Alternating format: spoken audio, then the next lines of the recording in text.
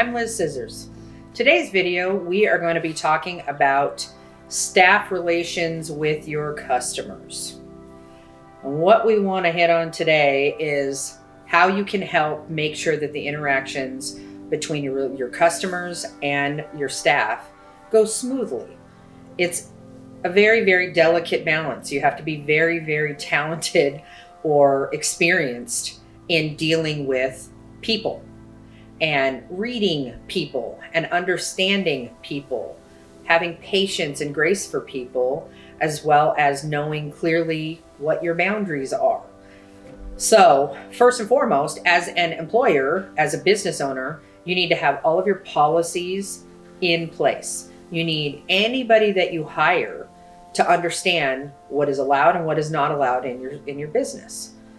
Once you have that clearly laid out, I really encourage you as the owner to make sure that you are making sure that these girls and guys are watching you, paying attention to you, and learning from you by watching you. So you demonstrate for them on a daily basis. I didn't allow my staff to answer phones or take appointments until they had a really good handle as to how we did it, because there's too many easy mistakes that can be made that somebody else ends up having to suffer for, that I just learned it wasn't worth the risk. I would rather take it on myself until they were ready and they felt confident and they had got a hold of it.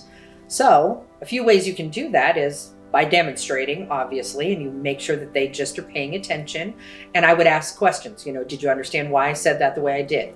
Do you know what could have happened had I said it differently? And then I would kind of give them some parameters so they understood why I made the choices I made, as opposed to just going, do what I say, because every interaction is going to be different. Every client you talk with is going to be a different person. Sometimes you can have somebody come in and it seems fine and then it escalates quickly.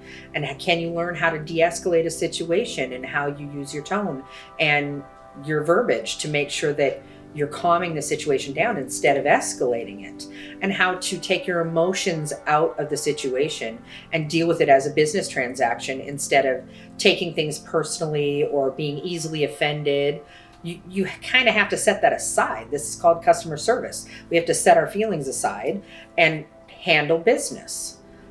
That being said, there are lines that you don't want people to cross with your staff. You want to protect them and you want them to know that you have their back. So it's important that they know where that line is with the client and that you will step in as soon as you need to make sure that they are supported and or rescued in a situation so that you are not leaving them high and dry. I am a big fan of every groomer learning every aspect of the business. You never know when you're going to have to step up and participate in things that maybe you wouldn't as a employee typically. However, you need to be prepared on how to handle them just in case. You never know what will happen. And it also just sets them up for more confidence and more experience, so that as their life progresses and they make changes and move on from you, that they leave your salon better equipped to handle situations in a successful way than they did when they got there. So you make sure you write down what the policies are so they understand. Make sure you reiterate them to them. You can even write down dialogue that you'd like them to use so that they can kind of have a reference sheet and a cheat sheet, if you will, so that they could look at it. If somebody is giving you a hard time about the price, this is a way that we handle it. If somebody is giving you a hard time about they came in late and you can't take their dog now, any of those things that you can help support them so that they don't feel like they have to handle everything on their own and make it up as they go, because some people are not very good at that. And then you're going to be upset and frustrated that you have an unhappy client just because maybe it didn't go as well as it should have. Know their strengths and their weaknesses. Help them where they need help so that they can build and grow on those communication skills with the clients, because successful relationships with clients is all about your communication. So make sure that you are there to support them, guide them, and help them. And that will absolutely answer a ton of questions that they have, and it'll set everyone up for success so that the client isn't dealing with somebody that doesn't know how to deal with them. And you can take a breath because you've delegated some of the responsibility to them, and it also helps them for their future so that they're prepared to handle it if they need to on their own. So I hope these tips have been helpful for you today.